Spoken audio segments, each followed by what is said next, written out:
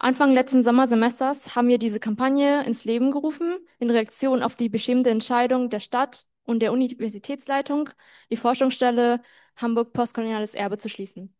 Wir arbeiten antikolonial, internationalistisch und solidarisch mit indigenen Befreiungskämpfen weltweit. Dabei bringen wir Diaspora-Gruppen und soziale Bewegungen an unserer Uni zusammen, so wie heute, um unsere Kämpfe zu vernetzen, zusammen Bildungs- und Kulturveranstaltungen zu organisieren, sowie Räume für die Aufarbeitung des koloniales Erbe der Uni Hamburg voranzutreiben. Denn wir wissen, die Wissensproduktion und Forschung an unserer Uni steht nicht nur historisch im Dienst von kolonialer und kriegerischer Ausbeutung, sondern auch heute noch ist sie eingebettet in kapitalistische Ideen, koloniale Kontinuitäten und imperiale Bestrebungen. Sorry. Genau. Wie ihr vielleicht auch schon wisst, die Klimakrise und der Kommunismus hängen stark zusammen. Deswegen haben wir uns entschieden, diesen Monat antikolonial zu gestalten bei der Ringvorlesung. Und heute ist Sista bei uns. Ähm,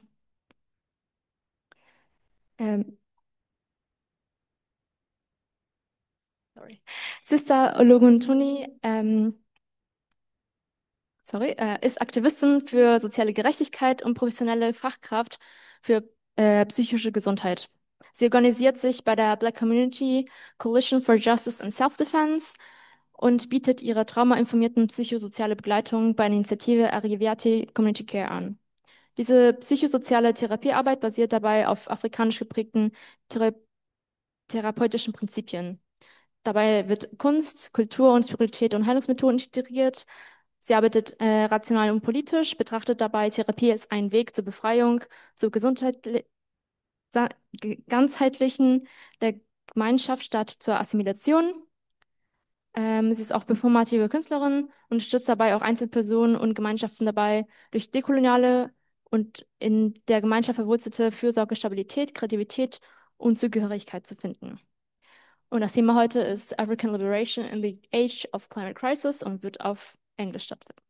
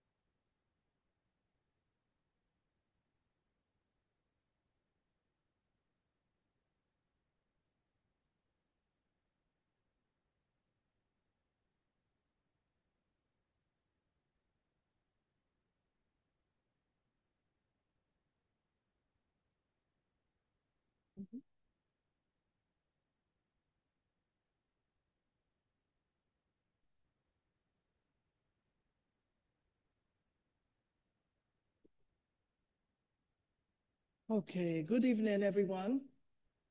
And it's a great opportunity to be here today in this space. And yeah, we hope that we can have a very, very inspiring lecture. So also to those at home and maybe also those of us who still believe that justice is not just a slogan, but it's a way of life. So when we speak tonight of Africa liberation in the age of climate crisis, we're not just going to be in a polite conversation, but we are trying to uncover the truth. Uncover the truth because Africa, I think, has been polite for too long. And politeness is never going to bring the liberation that we seek.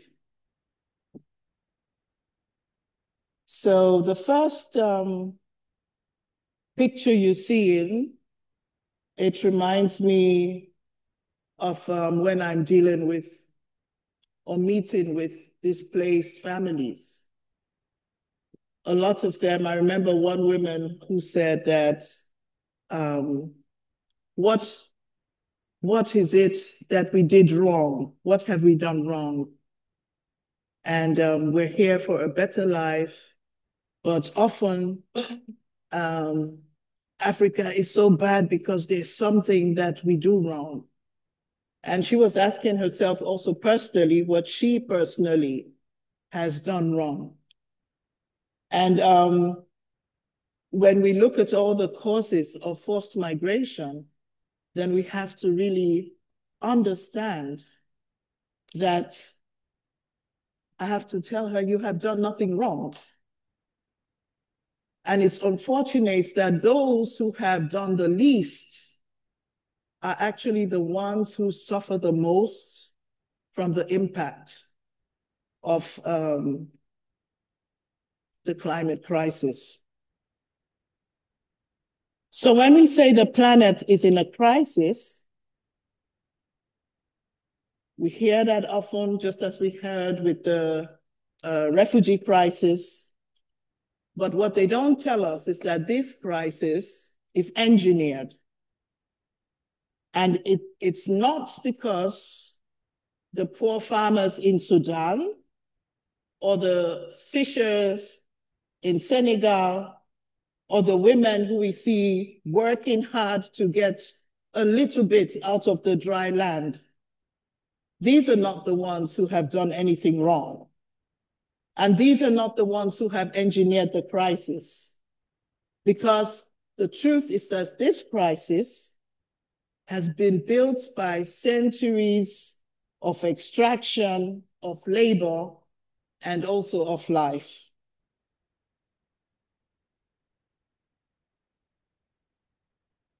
So climate collapse, when we talk about that, we have to go back and know that colonialism was actually the final stage. Because the same forces that were carving up the continent for gold, for oil, diamonds, and uranium, all the things you have, they now come back in the name of green energy. And the same corporations that are poisoning the Niger Delta, they are the same ones who are now selling us solar panels. Yeah, they're the same ones mining cobalt under armed guard. And then we hear talks of sustainability while they keep on building new militaries, keep on building new military bases on African soil.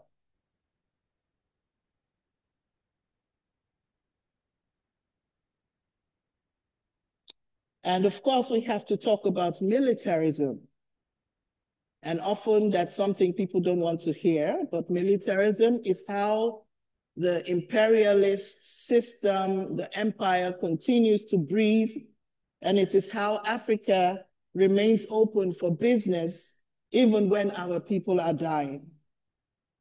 They have foreign soldiers always stationed from the Sahel to the Horn, securing access to oil, cobalt, and uranium. And you know, all this is not to protect Africans, but is simply to protect profit. And we know it from history that every time Africans have resisted, every time people have stood up, they have always been again and again beaten down.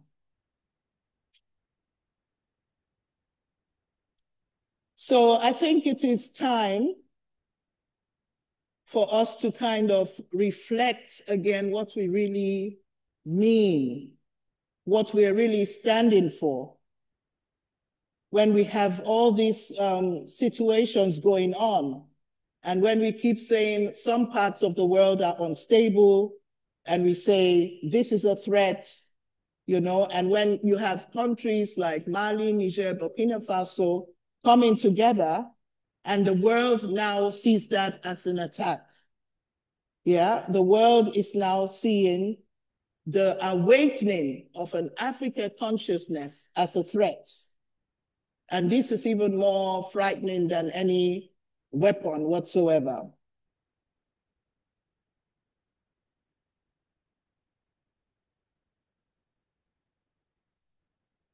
We say the colonizer does not fear our poverty, but what he's most afraid of is our unity. They're not afraid of weakness, but they're afraid of memory. Because when we start to remember, when we all start to remember, then it's not possible to be enslaved again and again. And in African thought, we say the past is connected to the present, and it's also connected to the future. And so that means whatever we do, we have to have it always in our consciousness that the past is actually beside us. And everything we do now in the present is shaping and preparing the future.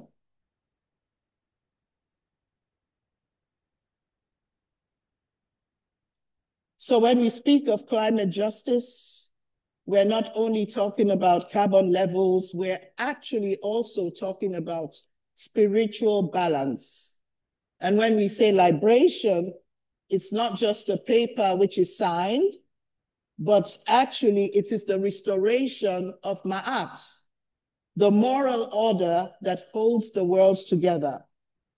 And so I would like you to look at this lecture also as an invitation to look beneath the crisis and see the design.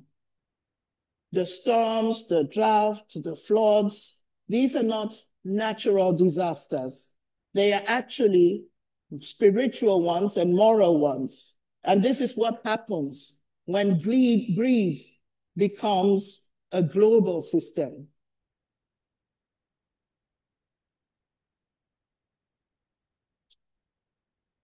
So if we move through history and memory, through the colonial roots of this crisis and the psychological wounds it left behind, then we see we have to move towards a radical healing, and that Africa herself must be the one to lead this journey into healing.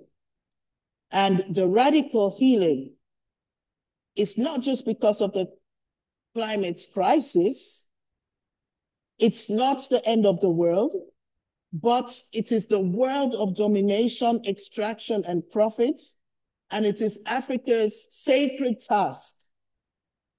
It is Africa's sacred task not to beg, but to actually, as I said before, lead the way so that this dying world, in fact, this dying planet, can be saved, can be restored in balance with dignity and truth.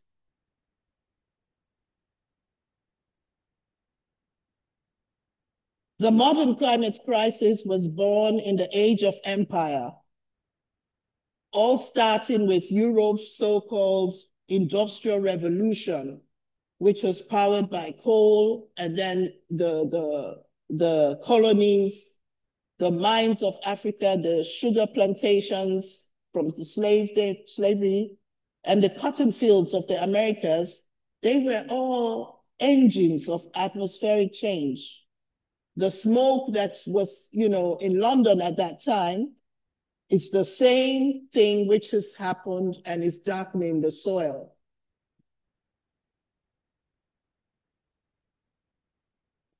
So colonialism was not only an economic system, it was actually a worldview, one that declared that nature existed to be dominated and that certain people existed to serve.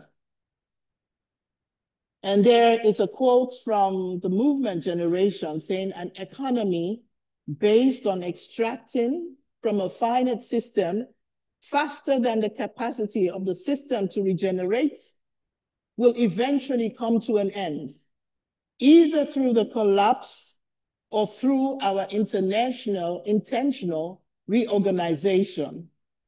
Transition is inevitable, justice is not. So that's very important to digest, you know, that some worldviews actually believe that existence of nature is to be dominated. And they see the value in another human being as simply to serve their needs. And when forests become timber and rivers become resources, and human beings are only measured by labor, then you can say that the seed of climate catastrophe has been planted.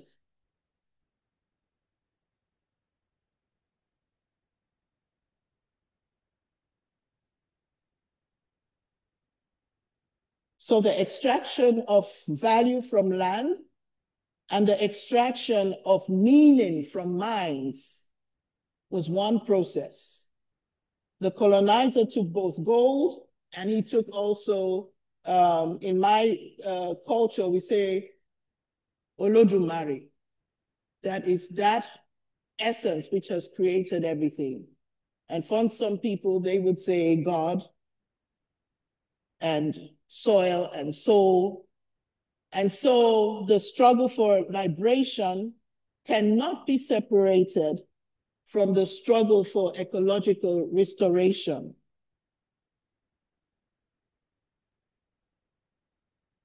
Wawa Gapiru says, for me, the climate crisis is Mother Earth giving us very, very important feedback. She is telling us that the structures and systems that we've relied on for so long are not working.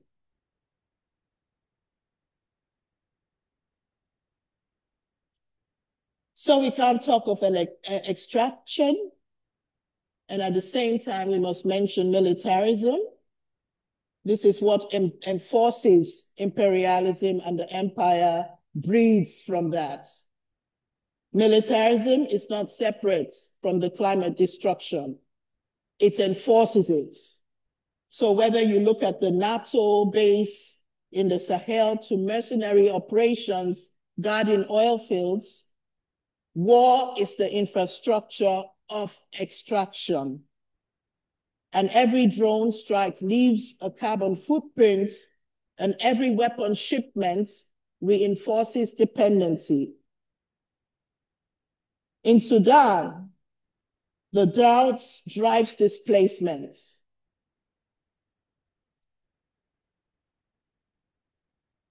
And the competition for shrinking land turns neighbors into enemies, while foreign powers rush in with weapons, peacekeepers, and contracts. So the war is reported as ethnic conflict, but beneath it lies ecological collapse, economic manipulation, and external control.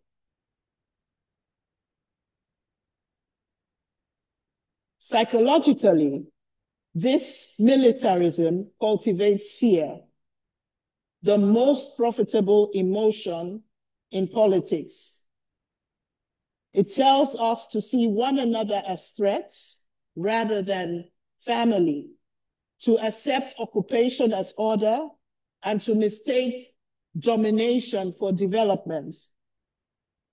So what are the psychological dimensions of the mind as a site of domination and healing? Colonization was always first psychological. Before the land was taken, the narrative was taken and stolen. Africans were taught to doubt their cosmologies, their sciences, their worth, and a fractured mind cannot defend the land. Because the colonized mind sees itself only through the eyes of the empire. It internalizes inferiority and externalizes blame. And healing begins only when we recognize that the human mind is not only a site of oppression, but also a site of liberation. African psychology teaches that health is balance between body, community, nature, and spirit.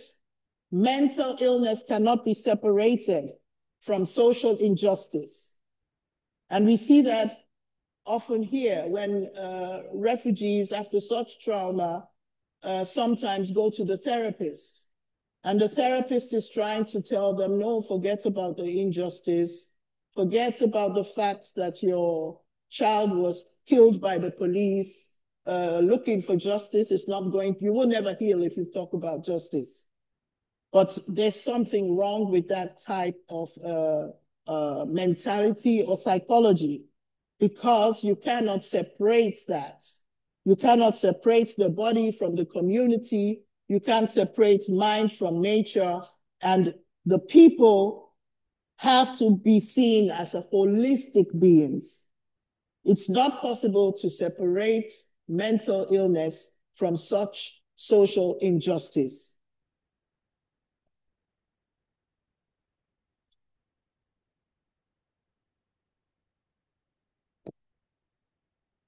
What happens when the people are hungry and displaced?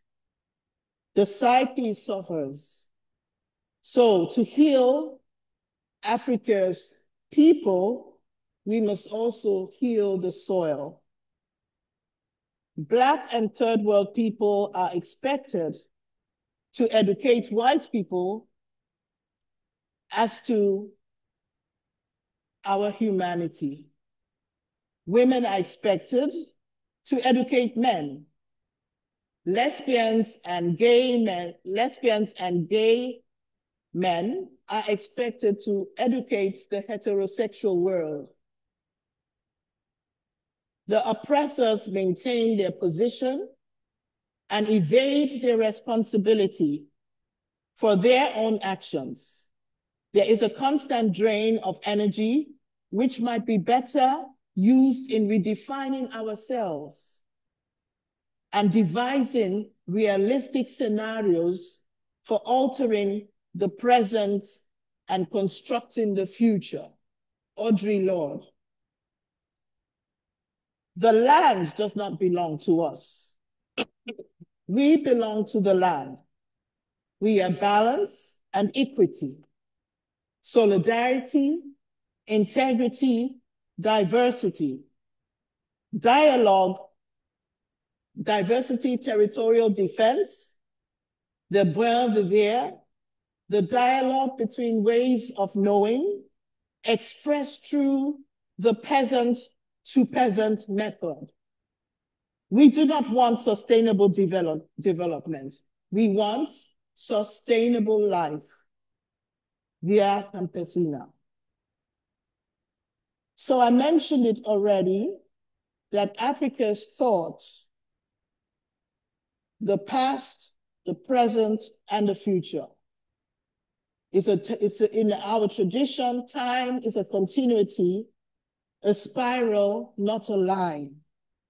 The past determines the present from which the future unfolds. So we must learn from the past before we can design the future. The wisdom teaches us that the climate crisis is not only scientific, as I said before, it is spiritual.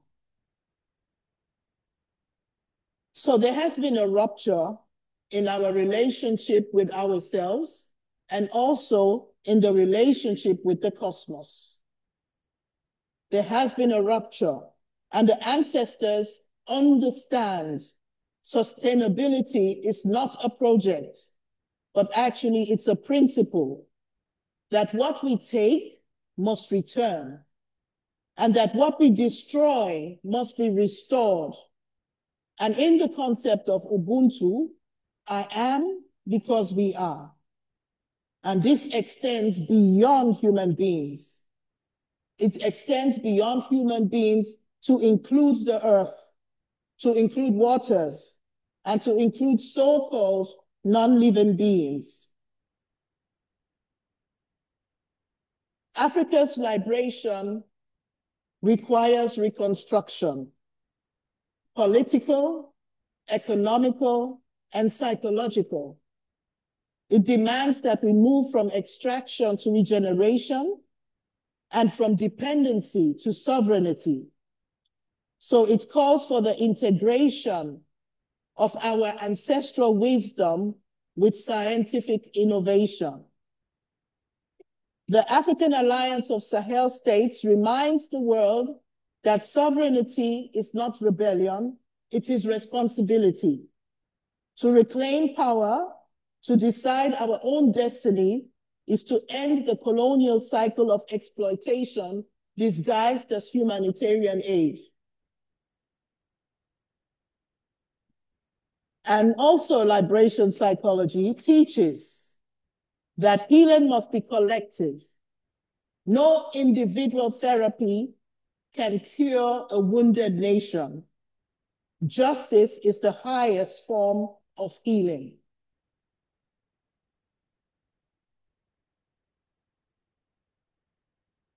There are some slides which we have prepared.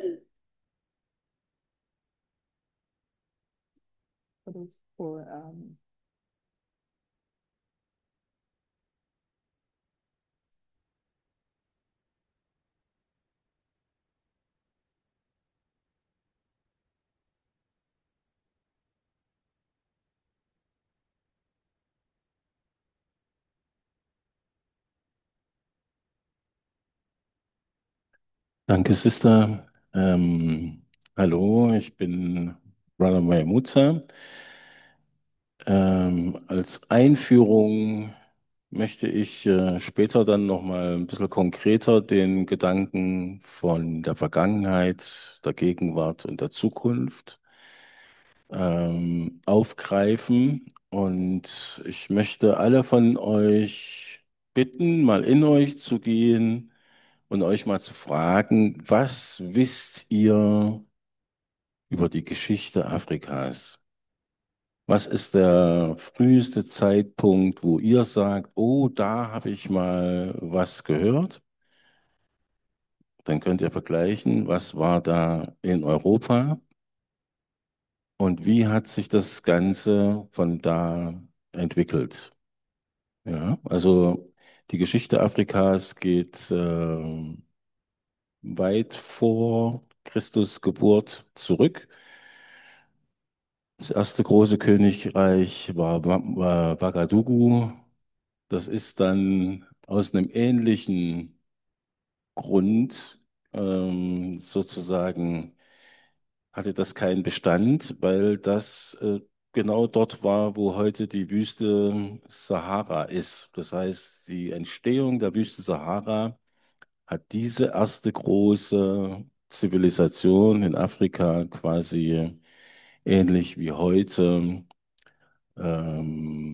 genötigt, quasi andere Wege zu finden. Wenige sind da geblieben, andere sind woanders hingegangen. Die späteren Königreiche von Mali und Ghana sind im Prinzip Folgekönigreiche von diesem Ouagadougou, und das Königreich von Mali im Anfang des 14. Jahrhunderts, also Anfang 1300 Nullerjahre bis in die 30er Jahre.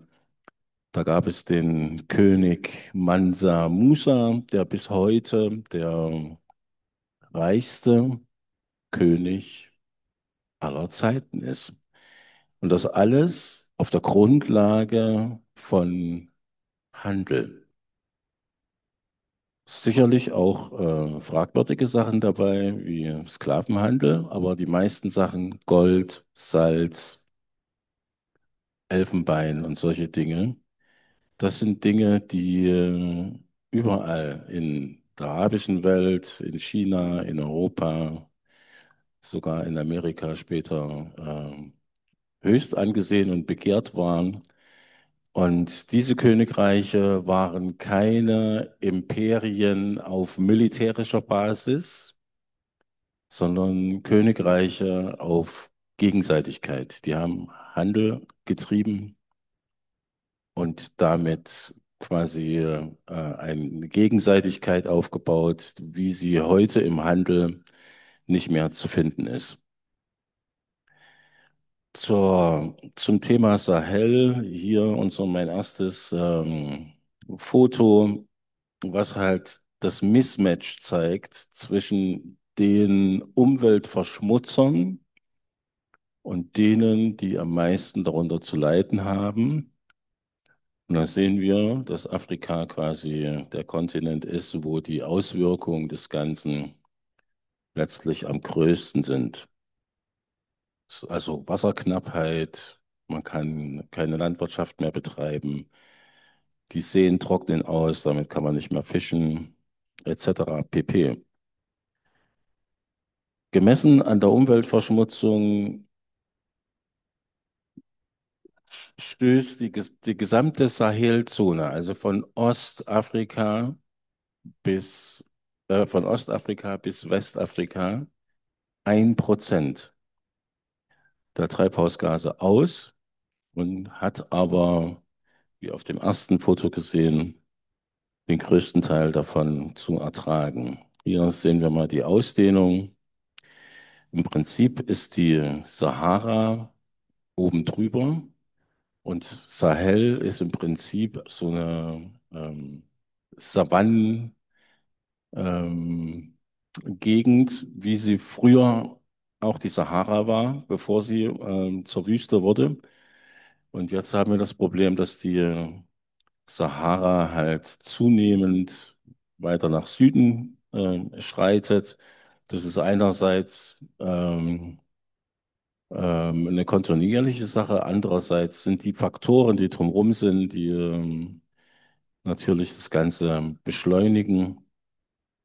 Überbevölkerung, äh, Holz abhacken und Bäume verfeuern, überweiden und dann wird alles so trocken, dass man am Ende auch gar keine Landwirtschaft mehr betreiben kann. Bezogen auf die Erderwärmung ist es so, dass diese Zone in Afrika, beziehungsweise ja, diese Zone in Afrika sich 1,5 Mal schneller aufheizt als der Durchschnitt in der restlichen Welt. Bei 1% des Beitrags zur Verschmutzung. Die Folge sind Dürren und also nicht nur Dürre als Extremwetterlage, sondern halt eben auch der Regen wird seltener, aber wenn er dann fällt, kommt er in großen Mengen. Und diese Böden, die sind nicht in der Lage, Wasser aufzunehmen oder zu speichern. Das heißt, das Wasser fließt oberflächlich ab und dann richtet es natürlich auch dabei Schaden an. Das heißt, die Leute, die da im Weg des Wassers wohnen, die haben dann Flutschäden über sich zu ergehen.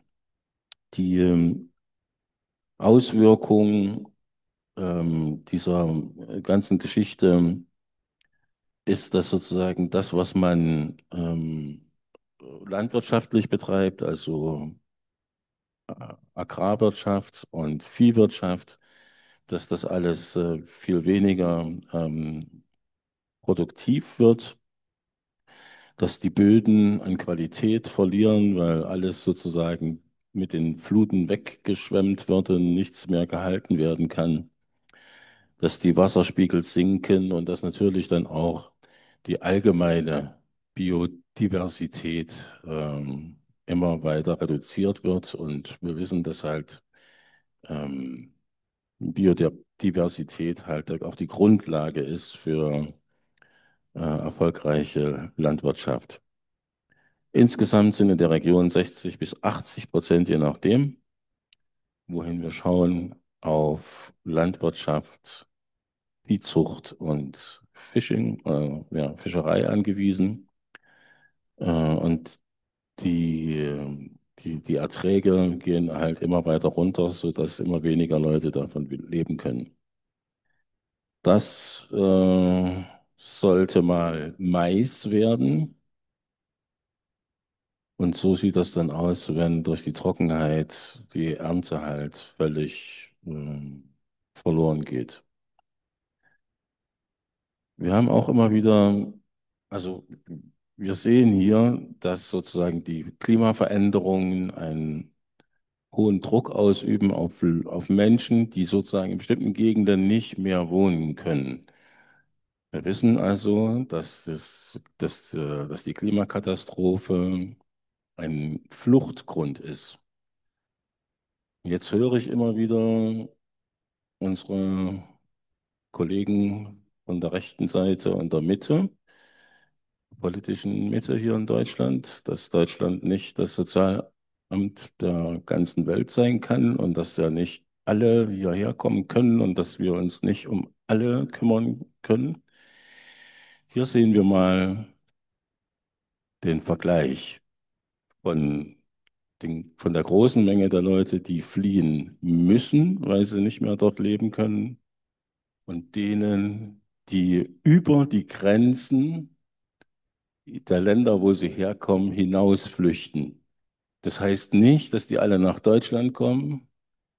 Das heißt, die nächstgrößere Gruppe ist in den Ländern ringsrum und der Rest, der dann bleibt, den teilt sich Europa insgesamt mit Amerika und anderen Regionen der Welt.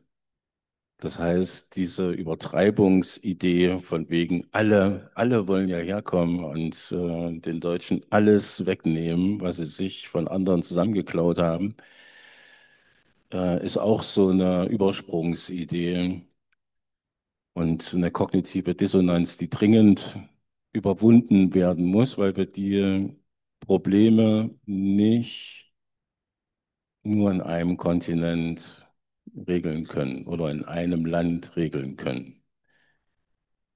Die afrikanische Bewegung ist im Moment so weit, dass es Bestrebungen gibt, die Unabhängigkeit zu vergrößern, die Einigkeit untereinander zu vergrößern. Aber wenn wir von Freiheit, von Liberation, von Befreiung reden, dann reden wir von einer globalen Bewegung und die muss auch hier in Deutschland stattfinden. Das geht nicht einfach nur irgendwo regional. Diskus Diskussion machen wir später. Ja? Das sind unterschiedliche statistische Verfahren. Das eine, also da habe ich mich jetzt noch nicht so dolle reingelesen. Das eine ist sozusagen eine mittlere Variante und das andere ist eine extreme Variante. Wie bitte? Ja, das sind sowieso die Zahlen, die sozusagen projiziert werden. Das ist ja auch ein Zeitraum, der jetzt nicht nur, also, ja, so. Yeah, and maybe also to mention that with the policies at the moment, there's also a demand for a climate passport, so that those who are being forced to flee, those who are being displaced, are also having a passport that entitles them to to migrate into, these lands that cause these terrible situations and conditions in the first place. And as you've seen, how many percent actually do not cross the border or do not leave the continent? So it's only a small fraction that comes here. And yeah, we are trying to get that as a policy change, that those who have that be recognized also as a reason for flight. Yeah, at the moment, climate crisis and catastrophe is not being considered as a refugee or a flight reason.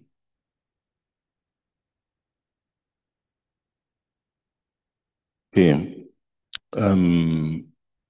Als nächstes will ich mal so Bemühungen zeigen, die der Gesamtentwicklung versuchen, etwas entgegenzusetzen. Es ist halt sehr community-basiert in jeder einzelnen Region, in dieser Sahelzone werden diese Techniken im Moment sozusagen eingeführt, weil sie einfach dazu führen, dass, wenn es regnet, das Wasser in diesen Halbkreisen sozusagen aufgehalten wird und nicht abläuft und dann dort langsam versickern kann.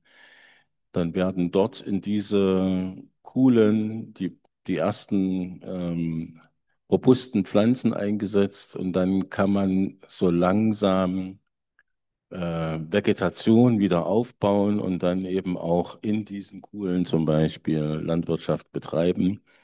Das heißt, so nach und nach wird es dann von nur gelb langsam wieder Stück für Stück grüner. Eine zweite Initiative, die es gibt, um die Verwüstung, also so die Ausdehnung der Sahara grundsätzlich aufzuhalten, ist das Projekt der Grünen Mauer. Das heißt, in diesem grünen Streifen da, von Senegal bis Äthiopien auf der anderen Seite, sind überall Menschen, Communities aktiv und pflanzen kleine Bäume in Verbindung mit dieser Halbmondtechnik, solche kleinen Setzlinge. Und nach sieht man die Erfolge und es gibt sogar Bilder, wo die Leute sagen, die Wüste ergrünt wieder, wobei es aber halt eben so ist, dass da der Wüste sozusagen eine Grenze vorgeschoben wird, dass es sich nicht weiter ausdehnen kann.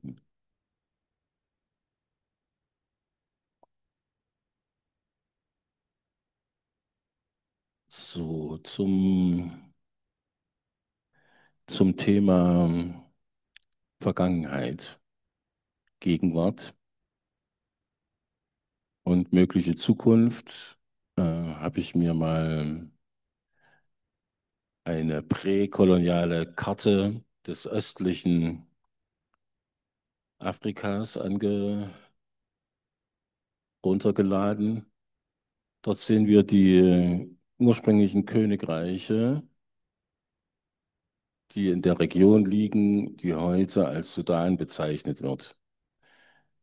Da ist Nubien, da sehen wir Darfur, da sehen wir Sanaa.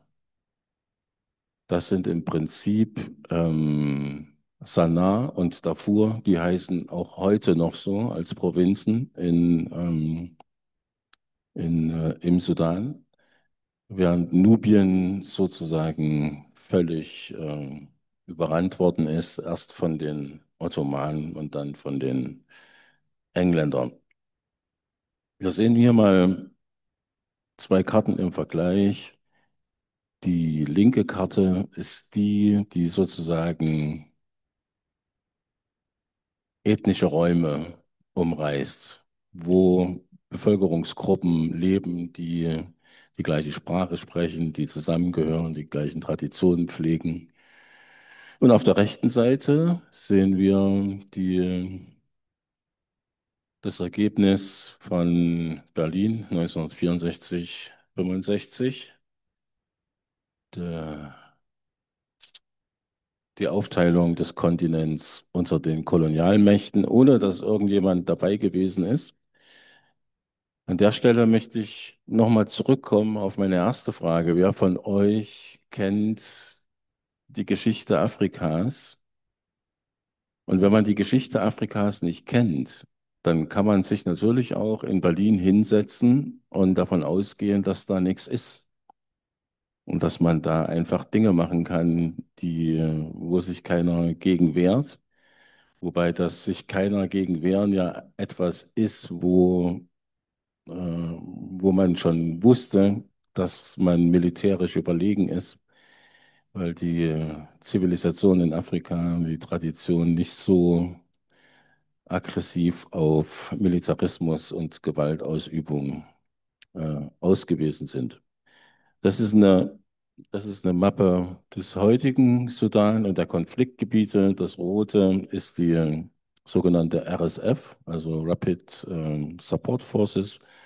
Das Grüne ist die Gegend, in der die sudanische Armee, SAF, agiert. Es gibt unterschiedliche externe Interessen. Sudan ist reich an Gold, an Öl und an Gummi Arabicum und diese Dinge werden halt wichtigerweise bevorzugt ausgeführt über die verschiedenen Parteien. Hier haben wir mal als Überlagerung dazu die Regenhäufigkeit. Das heißt, der gesamte Norden ist trocken. Und im Süden haben wir die Ausläufer, wo im Prinzip in Darfur, das ist die, das ist die Gegend, die auch gerne als Kornkammer des Sudan oder vielleicht sogar Afrikas bezeichnet wird. Hier nochmal kurz die Flüchtlingsgeschichten und hier einige Einflüsse, die von außen auf den Sudan einwirken. Libyen, die Vereinigten Arabischen Emirate, Russland, auch die Ukraine, die haben selber Krieg in ihrem Land und verteidigen sich gegen die Russen, aber weil die Wagner-Gruppe im Sudan aktiv ist, macht die Ukraine da quasi auch mit und kämpft dort überall im Sahel gegen die stationierten Wagner-Truppen. Im Großen und Ganzen reicht die Palette von den USA, Russland, der Dauerrivale Ägypten im Norden, weil der Nil ja quasi von irgendwo herkommt und dann erst nach Ägypten reinfließt. Und die Länder ringsrum, Äthiopien und ja, auch die anderen regionalen Sachen, Tschad, ringsrum, die versuchen alle ein Stück von dem Kuchen abzukriegen, indem sie das Gold, was die RSF da in dem südlichen Teil an Russland verklickt und an die Vereinigten Arabischen Emirate, das wird halt aus dem Tschad und aus der Zentralafrikanischen Republik ausgeflogen. Okay.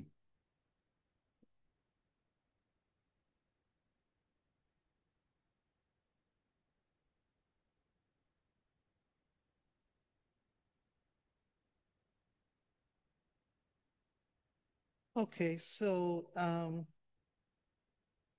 to close, we thought of reading you a declaration of the peoples of Africa Counter COP. And yeah, the first one is climate justice now. We demand climate justice for global South communities at the center of the climate action. The global North nations who have contributed the most to the climate crisis must lead the process of cutting emissions at source and fund the needed transitions as payment for the climate debt owed to the Global South. We denounce all forms of false solutions to climate change, such as REDD+, net zero, and geoengineering, which further entrench the climate crisis.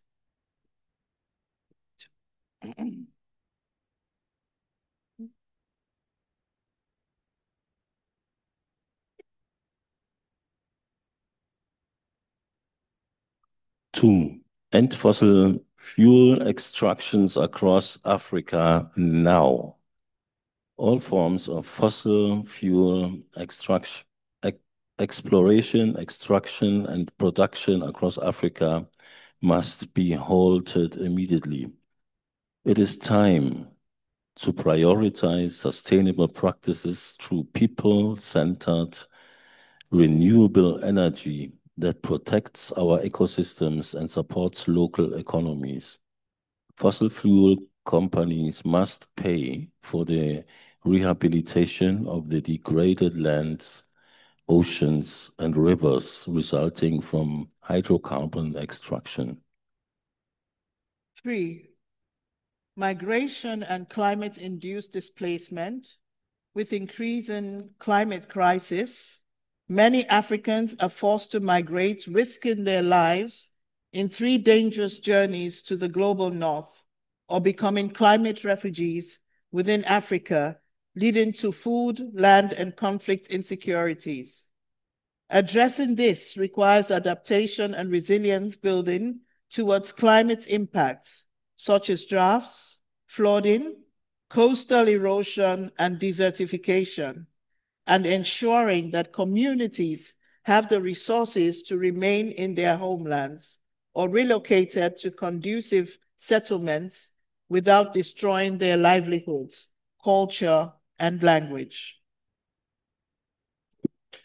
4, climate debt, reparations, and economic reforms.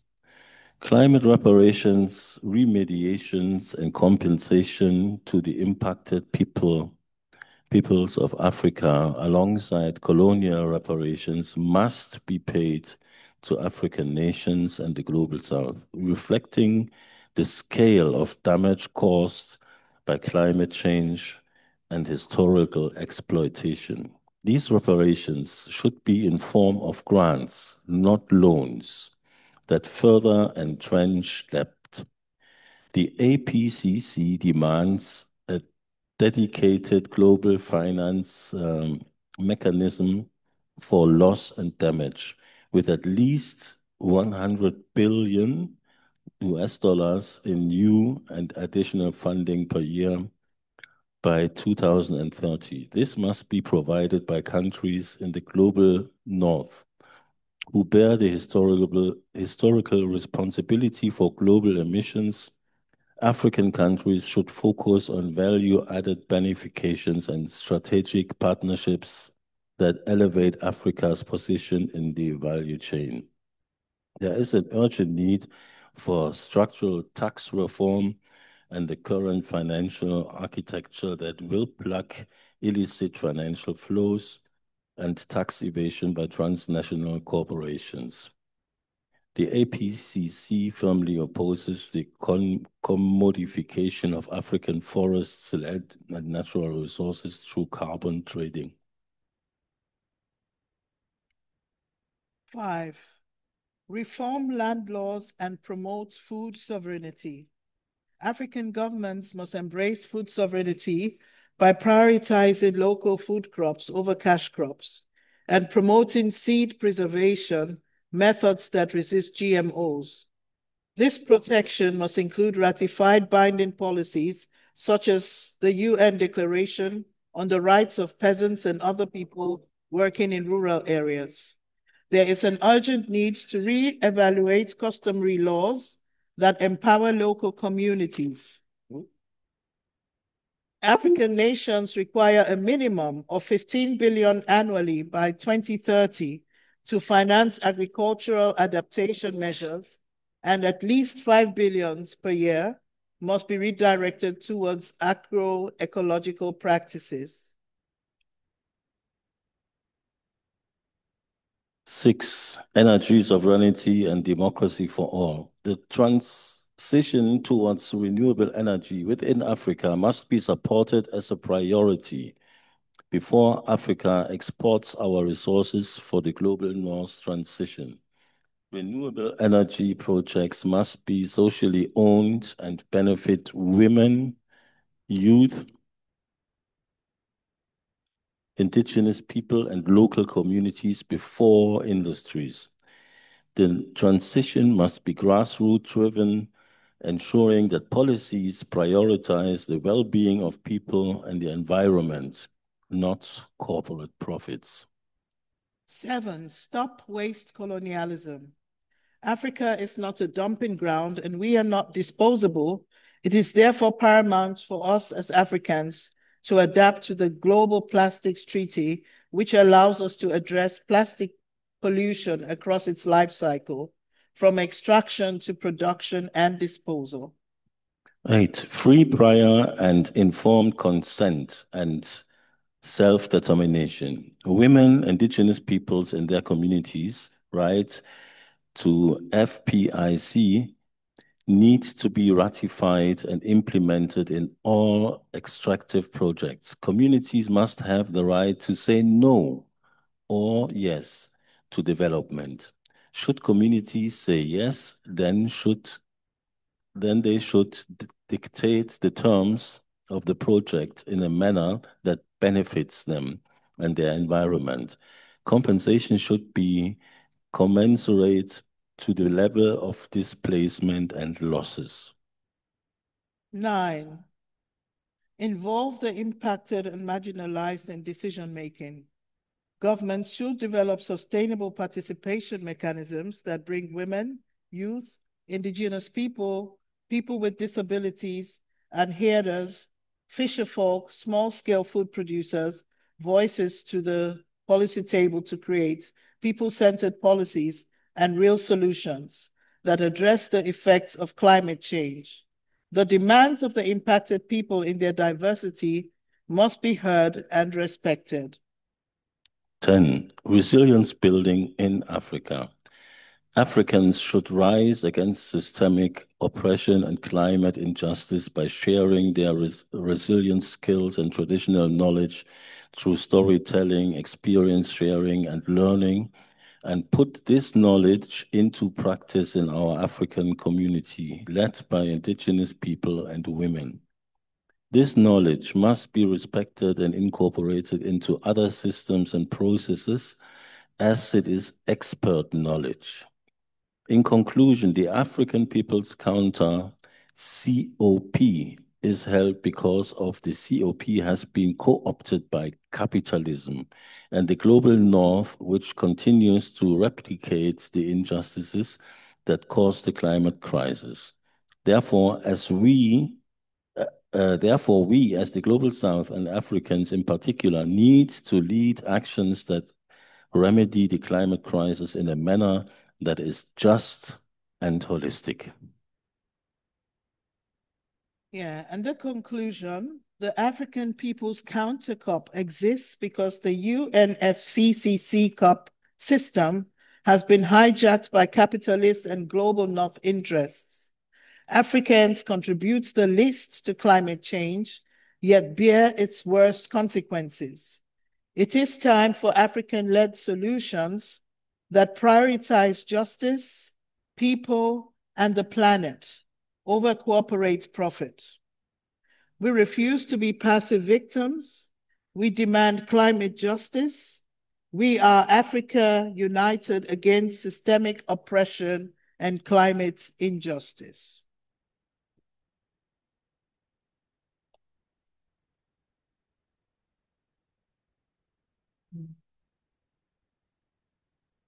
Thank you.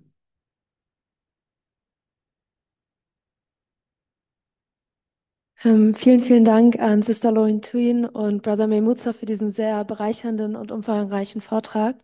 Wir kommen jetzt zur Fragerunde. Eure Stimme wird in der Aufzeichnung der Vorlesung zu hören sein. Ich hoffe, das ist für euch in Ordnung, wenn ihr eine Frage stellen wollt. Ihr könnt auf Englisch oder auf Deutsch fragen und ich komme dann zu euch und ihr könnt eure Frage stellen.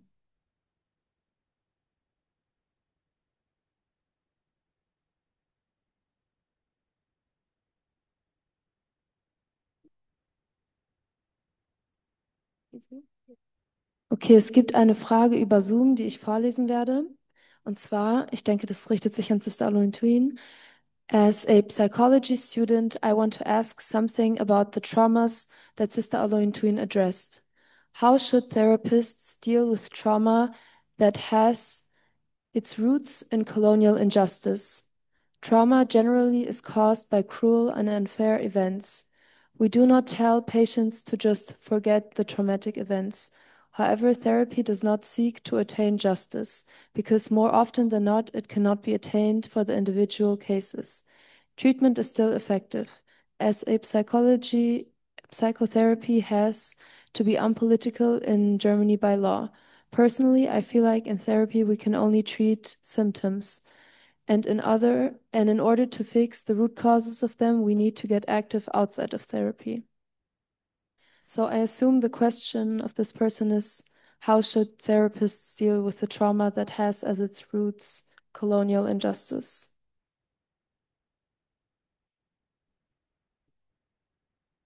I did it also, but I think you were asking how to deal with trauma.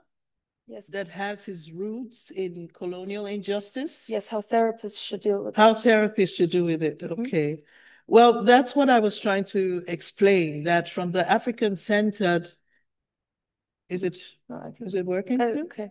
That from the Africa-centered psychology, such social situations like justice have to be part of the therapeutic environment. And the second thing is that we do not believe in therapy in isolation. It always happens in a communal context. So you have, like, I can give an example, like in Sierra Leone, we have what they call famble talk. And in the famble talk, that means the perpetrator and the survivor are brought together. First of all, in a listening session.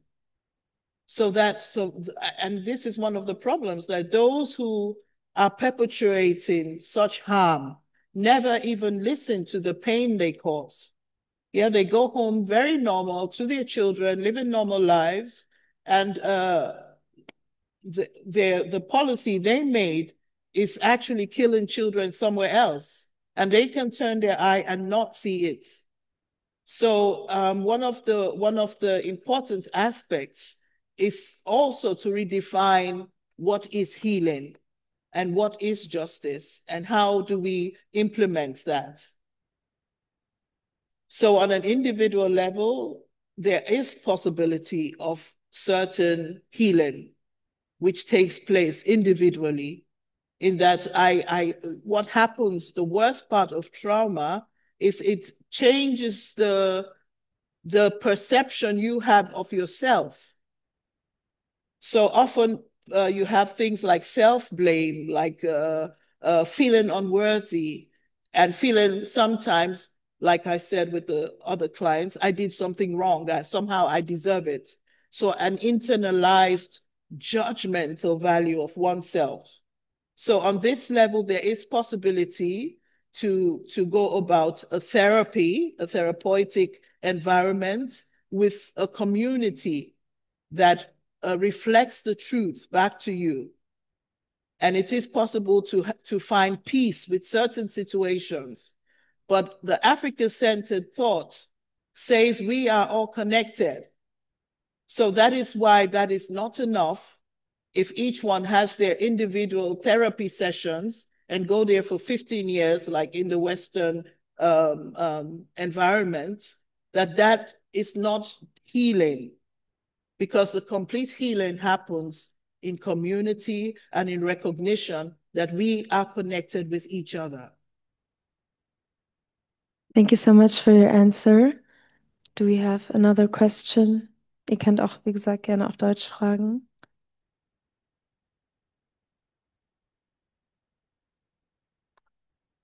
Thank you so much for your lecture. I got two questions. Maybe the first one, if you could say something about the example of Burkina Faso that is like often taken as a kind of showcase example of like how to cut ties with the colonizer, and like I'm just interested in what's your take on what's happening in Burkina Faso.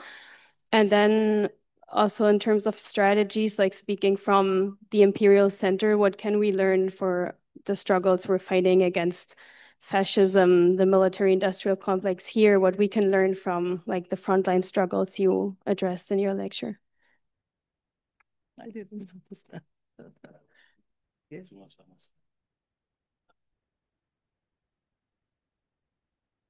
So the first question is about the situation in Burkina Faso and the IAS as a broader, Niger and Mali as well.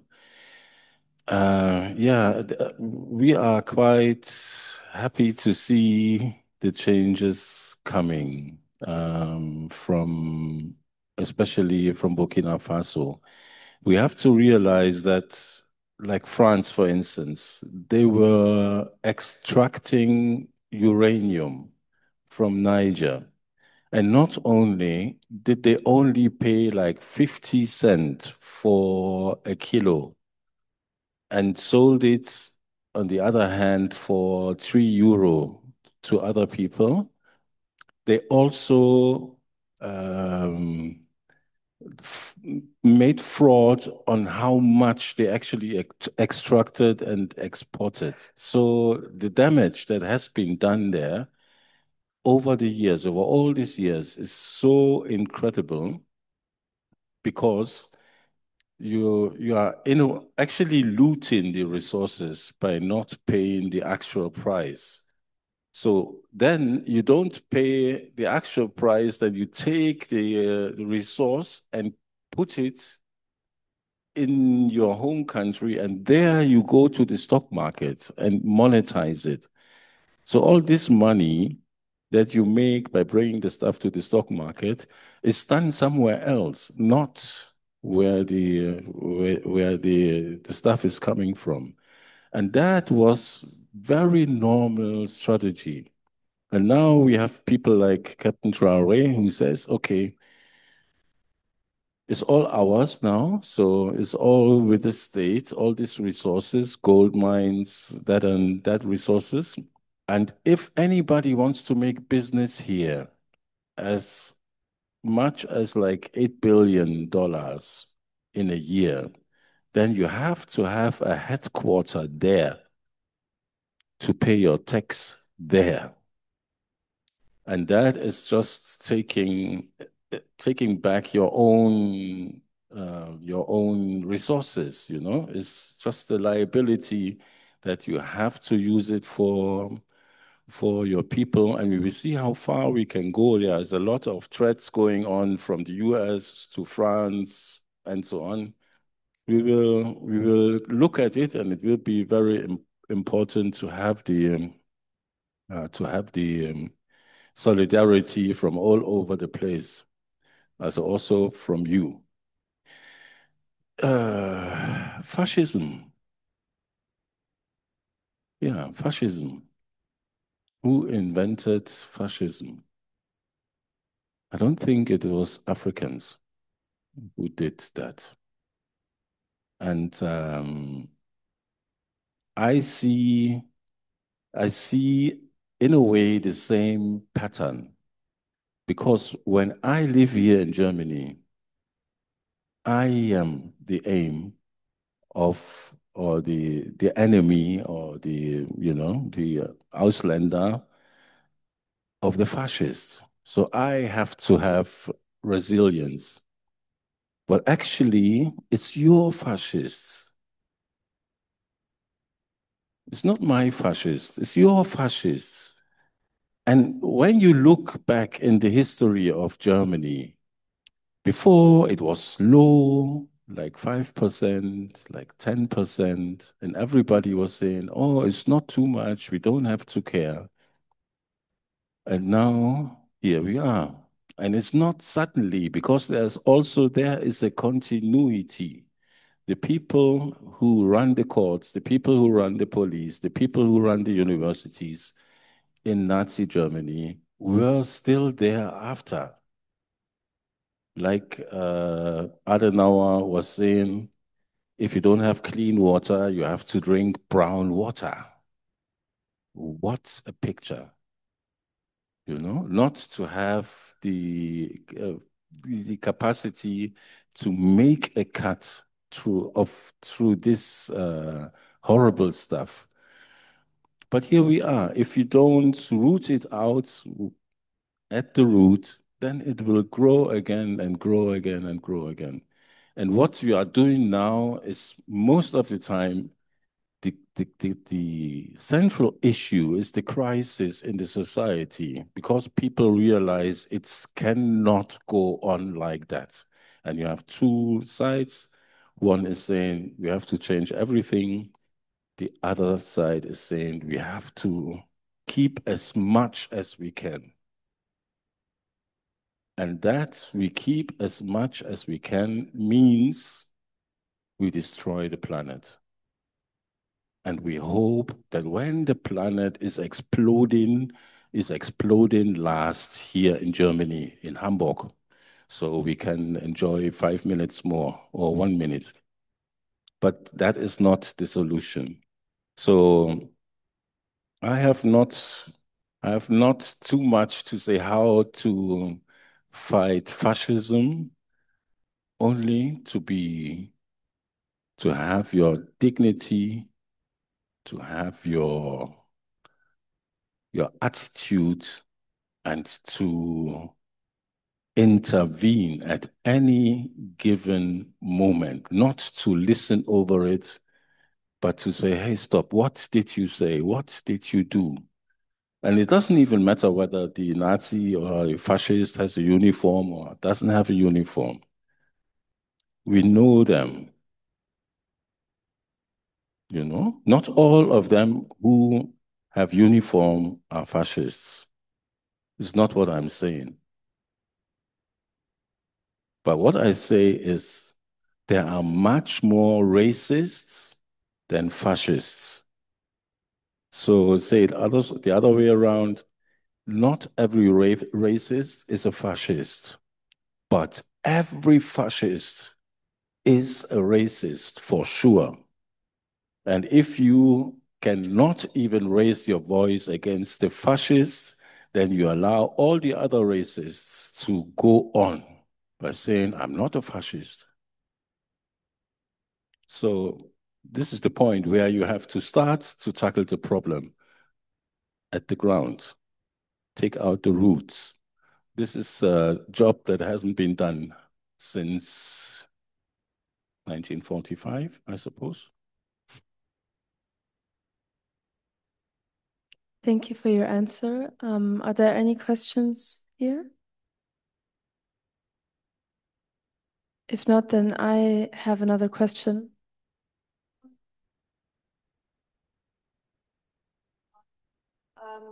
So in Germany, and I think also in the whole West, and also in this lecture, when we talk about climate, we always talk about sustainability, because it is framed as like the holy solution that will lead us to a way of trees growing everywhere and everything being fine. And I wanted to ask, how does the idea of sustainability that exists here actually inhibit the liberation of continents like the African continent? Yeah, sustainability as it exists has to be defined. What exactly do they mean by that? You know, someone once said, what does it matter if you plant a tree every day when they can't even survive in the soil? Yeah. So I think it's really much more than that. And also to your question, I feel that one has to have an understanding of how spiritual we are and how connected we are to the earth, to ourselves. And as long as that knowledge is not there, then we can't talk of sustainability. When we don't even understand our own continuity, when we don't even understand the consequences, not just now, but also for generations to come. And you can't talk of any of these solutions as long as we are nurturing fear. So even when we know that's not right, there is still a fear that we feel we need to participate in a, in a violent system. And this is part of the problem, that at some point, and even the fighting, and we're fighting not against what, but for what? And that is often missing. People say, yeah, we're fighting the fascists, fighting the racists, but what are you fighting for? And I think that's a different point of view when you're actually having a vision of what you're creating or building with your human family and your non-human family. Yeah, I want to repeat from Via Campesina. We do not want sustainable development. We want sustainable life. And I think that is the difference. If you keep thinking in terms of money, development, of more, then it can't be any sort of a change. One has to make a break and really put human beings in the center and not say we have to put capitalists in the center because they are the ones who are paying less taxes than anybody else, who save most of the money by exploiting as much people as possible. That is not the way it will work. If we want to find solution, we have to put people in the center, and not only the people here, but if we put people here in the center, then the homeless people have to be there, the refugees have to be there. And if we manage to get into a society where this is working all together, then it's like a first going in a direction, not even making a step. The step would be to go beyond Germany and Europe and make the bigger picture. Because money you cannot eat. You know, the colonized mind, when you go to Africa, many people will say, I need to make money because I want to eat. You know, they are not saying we have to see that we can grow more food or better food or whatsoever, but it's about money, money, money, money, money.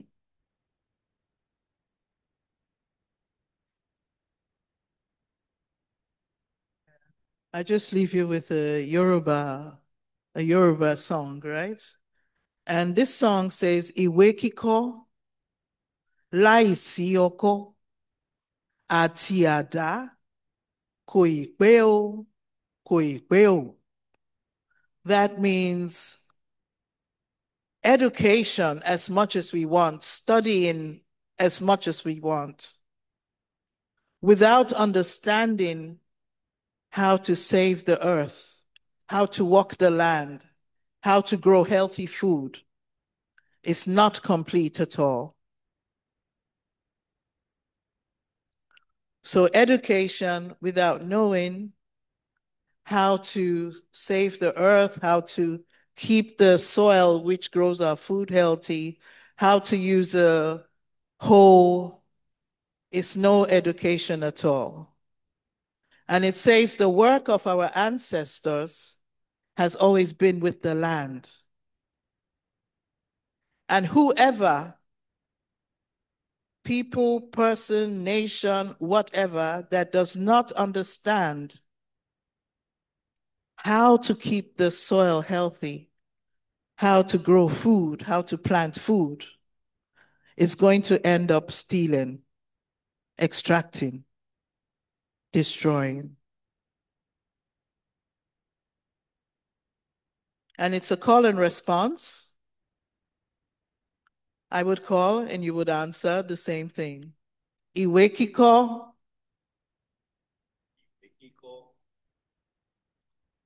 Láìsí ọkọ́ àti àdá kò ì pé o. Kò ì pé o. Iṣẹ́ àgbẹ̀ níṣẹ́ ilẹ̀ wa. Ẹni kò ṣiṣẹ́ á máa jalè. Ìwé kíkọ láìsí ọkọ́ àti àdá kò ì pé o. Kò ì pé o. Iṣẹ́ àgbẹ̀ níṣẹ́ ilẹ̀ wa. Ẹni kò ṣiṣẹ́ á máa jalè. Ìwé kíkọ láìsí ọkọ́ àti àdá kò ì pé o. Kò ì pé o. Iṣẹ́ àgbẹ̀ níṣẹ́ ilẹ̀ wa. Ẹni kò ṣiṣẹ́ á máa jalè. Thank you.